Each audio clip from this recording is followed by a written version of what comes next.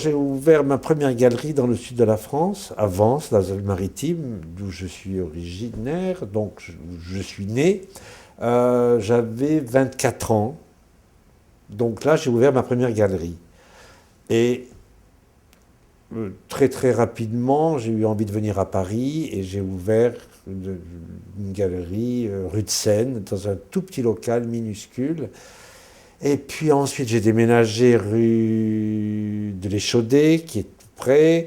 Ensuite, je suis allé au centre Pompidou. Et puis ensuite, où je me trouve maintenant depuis presque, je pense, une quinzaine d'années, rue Vieille du Temple, dans le Marais, où, quand je suis arrivé, j'étais vraiment seul.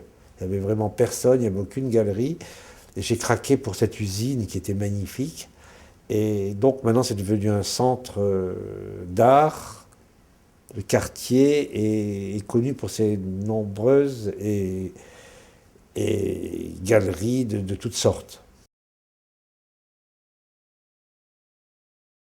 Quand j'ai commencé à regarder ce qui se faisait, que j'avais fait un certain tour, par exemple, à la fin des années 60, il y avait l'école de Paris qui triomphait, il y avait le pop art qui était une nouvelle vague comme ça qui arrivait, déferlante, qui était une chose, c'était extraordinaire de vivre ça. Et donc, tous ces artistes étaient déjà représentés par des galeries. Moi, je me suis intéressé à ce moment-là à ce qui arrivait en contre-courant de cet art qui était établi et qui était le plus difficile. C'était l'art conceptuel, c'était les Sol Lewitt, les Onkawara. Dans la peinture, c'était Reimann, Marden, c'était Laurence Wiener, tous ces artistes que j'ai exposés à la fin des années 60. Là, c'était quand même une chose très très dure. Donc je me suis intéressé à ces artistes qui étaient vraiment des artistes qui étaient le plus proche de ma personnalité, qui avaient ce côté quand même littéraire qui m'intéressait beaucoup et qui font de la peinture et qui rendent des hommages à la peinture. C'est ça qui m'intéresse. J'expose quelquefois les petits-enfants de ces artistes qui continuent dans cette voie et qui le développent. Et c'est ça qui m'intéresse et c'est ce qui fait que ma galerie, même avec des interruptions quelquefois, avec des coups de cœur comme ça pour des choses qui étaient hors circuit, que je ne regrette pas d'ailleurs d'avoir montré, fait qu'il y a une sorte d'unité dans ce qui m'intéresse. En presque 50 ans de carrière, j'ai côtoyé beaucoup d'artistes, vous imaginez, mais il y a des artistes avec qui je suis resté en relation professionnelle et amicale d'une manière très forte depuis, si je cite l'exemple de Toroni par exemple, avec qui je travaille depuis, on peut dire, 35 ans, ou peut-être plus. Quand on aime, on ne compte pas. Je veux dire que, donc, ça, c'est un des exemples les plus beaux dans ma carrière, qui est, voilà, cette amitié, cette fidélité réciproque avec un artiste. Mais il y en a beaucoup d'autres. Aujourd'hui, le développement est important. Je veux dire, quand on a une affaire, quelle qu'elle soit, c'est vrai, il faut se diversifier. Il faut, moi, mon travail, c'est quand même d'exposer des artistes, de défendre, de faire voir des artistes. Et c'est vrai qu'il y avait des possibilités. Il y a Berlin, qui est une ville importante, mais Londres, pour des questions... Londres est une ville vraiment...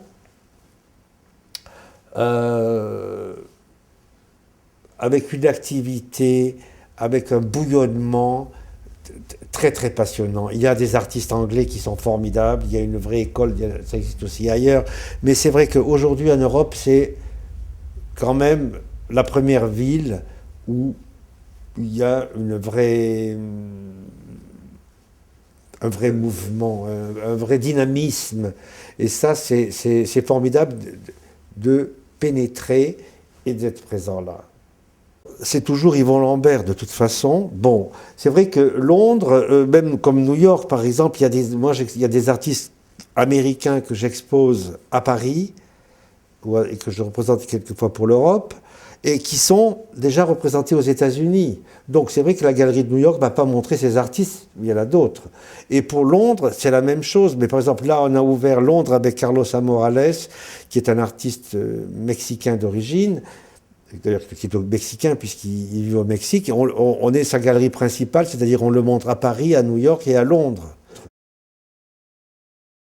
Cette collection, elle représente l'activité d'un marchand du XXe siècle et du XXIe siècle. Mon premier tableau, je l'ai acheté, j'avais 14 ans. Donc c'était un paysage vansois, d'un peintre anglais qui avait vécu dans la région. Donc ma collection, elle a commencé ce jour-là. Bon, elle a évolué, heureusement. Et aujourd'hui, je me trouve voilà, avec une collection qui est quand même relativement importante, avec des ensembles d'œuvres qui sont uniques. Il y a des ensembles qui sont complètement absents des collections nationales ou même des musées en province. Voilà, je suis très fier de posséder des œuvres que j'ai gardées. Ce n'est pas une collection qui est faite souvent, des collections de marchands, elles sont faites d'œuvres invendables ou qu'on n'est pas arrivé à vendre, donc on les a gardées.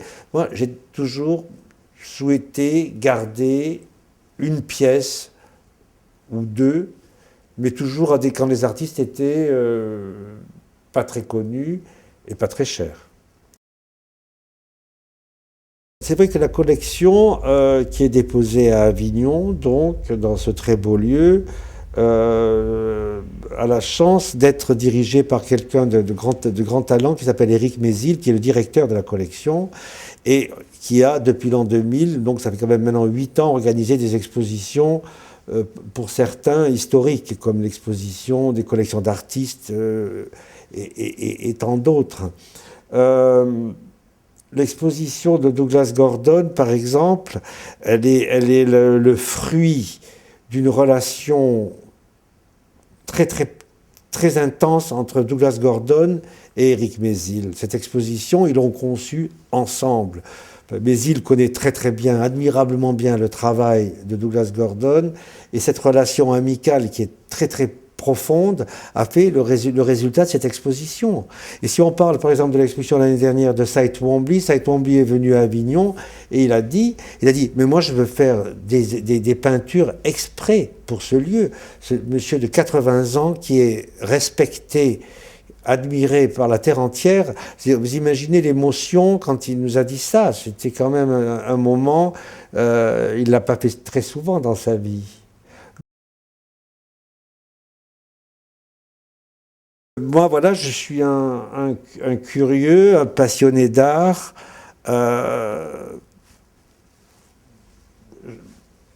J'aime les livres, j'en fais de très beaux. Voilà, c'est à vous de faire mon portrait. Mais vous avez qu'à voir ma collection, et ma collection, c'est un autoportrait.